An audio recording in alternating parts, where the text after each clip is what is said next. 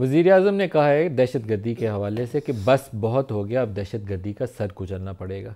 ये उनकी स्टेटमेंट एक ऐसे मौके के ऊपर आई है जब पिछले चंद रोज़ के अंदर दहशतगर्दी के वाक़यात के अंदर पाकिस्तानी फ़ौज, पुलिस, सिविलियन की शहादत की तादाद जो है उसमें बहुत ज़्यादा इजाफ़ा हो रहा है। पिछले सिर्फ 24 घंटे के अंदर ही, कल रात जब मैं ये प्रोग्राम कर रहा था तो कर्नल जुनैद और मेजर तैयब शहीद, उनकी खबर जिसमें 11 टोटल पाकिस्तानी फ़ौज के अफसर और जवान शहीद हुए, और आज दूसरी खबर में मेजर सबतैन जो है उनकी शहादत हुई है। तो ये एक लम्हा फ़िक्रिया है पाकिस्तान के लिए कि इन वाक़यात का तदारुक करना है, रोकना है पूरी क़ुव्वत के साथ और एक तदबीर के साथ, एक हिकमत अमली के साथ, एक जामे प्लान के साथ, कि ये ख़त्म भी हो दहशतगर्दी की लहर और दोबारा सर उठाने का इसको मौका भी कभी ना मिले। प्राइम मिनिस्टर ने कहा क्या, एक स्टेटमेंट उनका सुन लें फिर आगे चलते हैं।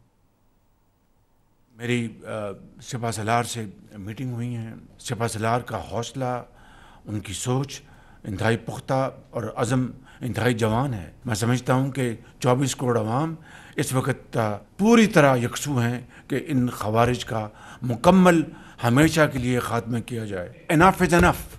पाकिस्तान के साथ लड़ना और पाकिस्तान को बचाने के लिए लड़ना, ये लकीर खींची जा चुकी है इनके खून से, और इस खून की लकीर को अब कोई पामाल नहीं कर सकता। हम इसकी इजाज़त नहीं देंगे बिल्कुल, कि अब वक्त आ गया कि हम इसका मज़ीद इंतज़ार नहीं कर सकते। ये आग और पानी का खेल ये अब नहीं चल सकता। बिल्कुल वक्त आ गया है कि इसके ऊपर फैसला कुन अगर हम इक़दाम नहीं उठाएंगे तो कौम और अल्लाह ताला हमें माफ़ नहीं करेगा।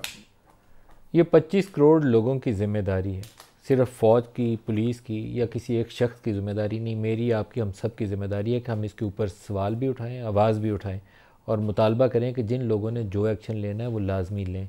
उसमें कुछ रोल जो है वो एग्जेक्टिव कैंट के ऊपर आएंगे, कुछ रोल फ़ौज और पुलिस के ऊपर आएंगे, लेकिन सबको अपनी ज़िम्मेदारी अदा करनी है ताकि हर शख्स की, जो पाकिस्तान में बसता है, जो पाकिस्तान का शहरी है, फ़ौज के लोग भी तो पाकिस्तान के शहरी हैं, तभी अपनी जानें कुर्बान करते हैं पाकिस्तान की हिफाजत के लिए।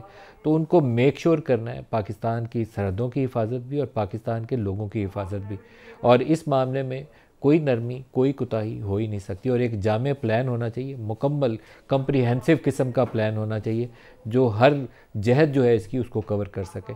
तो आज के प्रोग्राम में हम इस इशू को भी कवर करेंगे और साथ जो केपी के अंदर एक पॉलिटिकल डेवलपमेंट चल रही है जिसमें इमरान खान ने अली मीन गंडापुर को कहा है कि स्टेप डाउन कर दें, और शेख वकास अकरम ने एक अपनी ट्वीट के ज़रिए बताया कि उन्होंने तहरीरी तौर पर गवर्नर हाउस के किसी ऑफिशियल को वो इस्तीफ़े की रिसीविंग भी करा दी है, लेकिन गवर्नर साहब कहते हैं इस्तीफ़ा मिला नहीं, मिलेगा तो फैसला करेंगे। और सुहेल अफरीदी को इमरान खान ने नामज़द कर दिया। अब सुहेल अफरीदी के नाम के ऊपर काफ़ी ज़्यादा लेदे हो रही है। हुकूमत वक्त जो है उसका ख्याल ये है कि ये काम हो ही नहीं सकता, हम तो अपना बंदा ले आएंगे। मुख्तलिफ उनके जो लोग हैं ये स्टेटमेंट दे रहे हैं कि हम अपना बंदा ले आएंगे, क्योंकि पीटीआई में को 35 के करीब तो अरकान जो है वो एज इंडिपेंडेंट हैं, उनके पास पार्टी टिकट नहीं है। तो मालूम नहीं कि वहाँ सूरत हाल क्या होगी, लेकिन ये जो क्यास है, ये जो अफरा तफरी है सियासी मैदान के अंदर, ये दहशत गर्दी के लिए, उसको सपोर्ट करने के लिए एक नई रूह फोंक सकती है उसके अंदर, क्योंकि आपको एक मजबूत, तवाना, स्टेबल पॉलिटिकल गवर्नमेंट चाहिए जो फोकस कर सके कि केपी के ट्राइबल एरियाज़ हैं या सेटल्ड एरियाज़ के अंदर भी जो दहशत गर्दी की लहर है उसका सर कैसे कुचलना है। लेकिन अफरा तफरी होगी तो तवज्जो बंदे की हट जाती है।